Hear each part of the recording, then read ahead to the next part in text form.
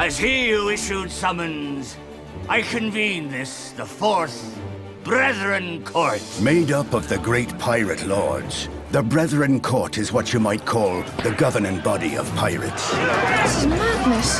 This is politics. The pirate lords' titles are based on the seas on which they hailed. These rogues and scoundrels were the best of the best, or the worst of the worst, depending on who you might ask. The pirate lords, hailing from around the world, have all been smart, lucky, and ruthless enough to survive and thrive. Entry to this club requires possession of one of the 9 pieces of 8. What's the significance of that, I wonder? Each captain holds this item close at all times, since it provides entry to this mighty exclusive group. From Marseille, the trading capital of France, the good Capitaine Cheval, Lord of the Mediterranean Sea, spent years picking off the weak and wealthy trade ships of Europe. Cheval spent a good bit of his time between the Old World and the French Caribbean colonies. Having crossed paths with Villanueva of Spain, he also plundered the bountiful Spanish treasure fleets returning from Mexico and points due south. His piece of 8 is the Queen of Spades. The Queen of Spades trumps all others. Mistress Cheng! 'Tis true, piracy along the China coast has a long and profitable tradition. Shanghai was the maritime capital, and Mistress Ching, Lord of the Pacific, made a comfortable living there. She had hundreds of vessels at her disposal and ruled with bloody terror all the way up and down the coast of China. And we can pray that she will be merciful. I rather doubt it. Incredible to say, but she was completely without a sense of sight. Missing too, by the sound of it. Her men were notoriously nasty to their victims. They would behead them just as soon as look at them. Powerful to the end, she was one of the few pirate captains to retire proper. She set herself up in Canton, a wealthy lady. Her piece of 8? A pair of spectacles. Villanueva of Spain, Lord of the Adriatic Sea, was a privateer who crossed swords with the Barbary corsairs and purloined trade from European ships from the Canary Islands. His partnering with the Spanish government allowed him a fine retirement of nobility among the European aristocracy. It's clear he crossed paths and swords with Capitaine Cheval. Threaten me? I silence you! As they shared an animosity as heated as the one between their countries, Spain and France. His piece of 8 is the neck of a broken bottle, which helped him win a legendary and life-threatening bar fight. Hector Barbosa. Lord of the Caspian Sea, was first mate on the Black Pearl when Jack Sparrow was captain. Information's his treasure, a benevolent schemer and horse trader.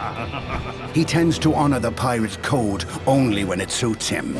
The code is more what you'd call guidelines than actual rules. No, he's not one to be trusted. He was the one led the mutiny against Jack and eventually became a pirate lord himself. Yes, we know that. Anything else? Barbosa's lord of the largest enclosed body of water on Earth, sometimes called the world's largest lake. Known as the Caspian Sea, it borders Russia and Iran, among others. The northern portion freezes in the winter, but during the summer, it's hot as blazes. It's also a rich source of caviar, a favorite delicacy of Barbosa. Hector's piece of 8. I kept it safe, just like you said when you gave it to me. It's kept in a safe place by his crewman, Ragetti. It's the sailor's wooden eye. There truly is more to Pirate Lord and King Elizabeth Swan than meets the eye. And as the Chinese pirate Cao Feng said, the eye does not go wanton. She was born a governor's daughter, but she always has been a pirate at heart. When Cao Feng passed on, he handed her his piece of 8. It was then she rose to the rank of ship's captain. Who among you do you name as captain? Doing the title proud, she attended the meeting of the pirate lords and, as you know, was elected king. There be 3 qualities to becoming the Pirate King. You must be captain of a ship, you must swear by the code, and you must have killed a man. Course, as the newest addition to the Brethren Court, many of her legends have yet to be written and to be told. Miss Swan's piece of 8 is the Jade Captain's Knot. Amand the Corsair, Lord of the Black Sea, was one of the Barbary pirates who flourished during the golden age of piracy. The wealthy caliphs of North Africa, heirs to the throne of Muhammad himself, had vast fleets of well-outfitted pirates, such as Amand, who would rob bountiful trade from wayward Christian infidels. Many Barbary pirates were one-time prisoners and galley slaves who advanced to the upper decks. I vote for Amand, of course. A pirate who combined his forces with the Ottoman Empire to control the region from Morocco to Turkey and beyond. His piece of 8 is a pewter brandy goblet used by outcast sisters in a Spanish monastery. They was outcasts for a reason, and that reason was Amand the Corsair. The little we know of Gentleman Jocard, Lord of the Atlantic Ocean, is that he was an escaped slave who took on the name of his former master. Quite the ladies' man he is. His charming presence clearly masks a sharp and brilliant mind.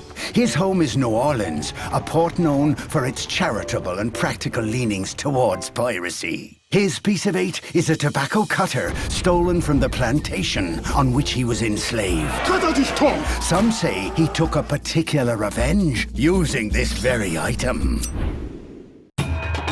The pirate lord of the South China Sea's mantle was passed down to him from his father. The fierce and battle-scarred Cao Feng's name means romantic warrior. The only man he ever risked his life for was Jack Sparrow. Of course, Jack repaid him by stealing the hearts of his twin companions. All those loyal to Cao Feng are required to wear the tattoo of the dragon. The dragon's considered to be benevolent and good luck. Even the name of his ship, the Hai Peng, means flying dragon. With hundreds of ships and thousands of men in the docks and bathhouses of Singapore, he truly is a sleeping giant. Weapons! The government of China was always real strict about who they allowed their merchants to trade with, and so they made all their traders settle in certain areas, such as Macau. This made it mighty easy to plunder them on their way in and out of port. He holds one of the great keys to a true pirate mystery, the chart that shows the way to World's End.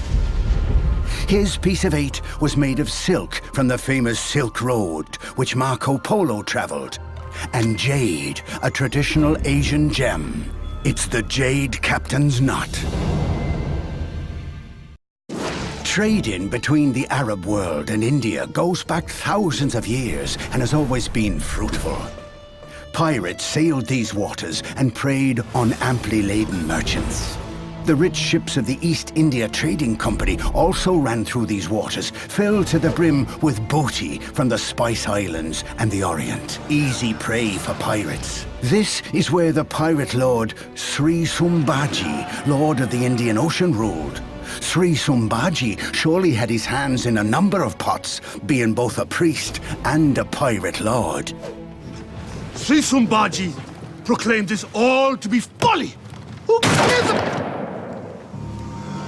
He had a man to speak for him, an interpreter, not because he couldn't speak many languages, but to mask his naturally delicate and ladylike voice. And so, we shall go to war.